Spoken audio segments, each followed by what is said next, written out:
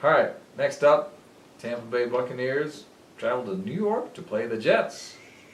Jets, Jets, Jets, Jets. Jets. That's it. That's the Jets. God, where do we start? Let's start with the Jets. It's a mess. It's easier. I know. Now, I think we sufficiently raked Tim Tebow and Mark Sanchez over the coals. I don't feel like we have to do it all over again. We could give you a sort of a summary, and the summary, my summary, would go like this. Mark Sanchez is not a good NFL quarterback, and that's going to be a major limitation. But they just didn't have their act together. The strength of the Jets for many recent years has been their defense. That wasn't all that good last year either.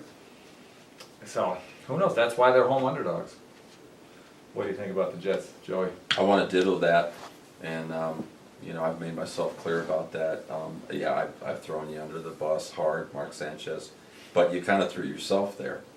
And then when I tried to pick you up, you kind of just laid there, so you deserve to be bumped over one more time. Yeah, you ran him You over need to again, stand didn't you? up, kid. You need to stand up.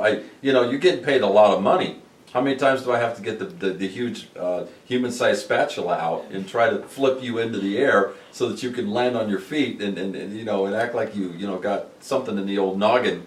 If I was a betting man once again, I'm going to tell you, I'm looking at this spread and I'm saying to myself, Joey, yeah, you got a little bit of money?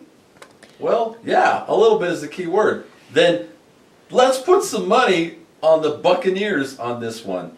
The Jets are a disaster. Mm-hmm. And even though they're playing at home, my goodness, the Buccaneers, if nothing else, the convincing thing for me is if the Buccaneers had not picked up Darrelle Revis, if the Buccaneers had not gone out and got Golston, the defensive player, safety or cornerback, I believe safety, from the San Francisco 49ers, if the Buccaneers did not have a Doug Martin on their team as running back, if all these things were not the case, then I'd be saying the Buccaneers are still going to cover the spread, and they still have the edge in this game.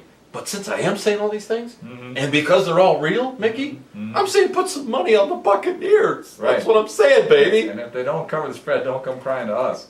But anyway, I agree with your analysis. The Buccaneers have addressed the weakness that they had on the team, which was pass defense last year. I've been saying this, the NFL is more and more of a passing league, and so if you can't defend the pass, you're not going to get that far. I remember a game last year they played against the Giants, and it was just like throw and catch for the New York Giants. Eli Manning and his extremely talented group of wide receivers, they ran up hundreds and hundreds of yards passing against Tampa Bay. Even the Cowboys did. And, what can I say? So, by bringing in Darrelle Revis, it remains to be seen how much he's got left, but they've got very high expectations of him, and he has been excellent in New York. And then bringing in Colston, did you say? Close up, Golston. Golston. You remember him, the safety from the 49ers. From the 49ers? Okay. Well, all right, they're bringing in Lots of tackles. proven players in the defensive backfield, and I think that's exactly what they need. This will be the second year that Tampa Bay has under their new coach, who's the guy that used to coach at Rutgers. Greg Schiano? Certainly. Let's go with that. And, there's a huge transition to a new coach, brings in a new system and all that. It should be better. They're more familiar with it the second year around.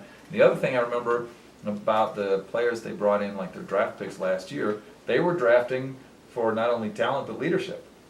Mm-hmm. They drafted the starting safety, I believe it was, from Alabama the previous year, team captain. They did. And I think they got 2 or 3 team captains. Well, Schiano was trying to draft players that had leadership so that as they grew and got better, there would be that element on the field. Mm-hmm. One more year of experience for these guys that were team captains and so on their high-performing college football teams. It should be good. I agree with your analysis there. I think the Buccaneers are going to win this game, and it's going to be at least 3 points. Could be a lot more. The only downside to the Buccaneers going into this game and going into a new season is Tiki Barber's twin brother. They look an awful lot alike. Rondé Barber. Rondé. He did retire finally. Uh-huh. The man gave us 16, 17, 18 seasons.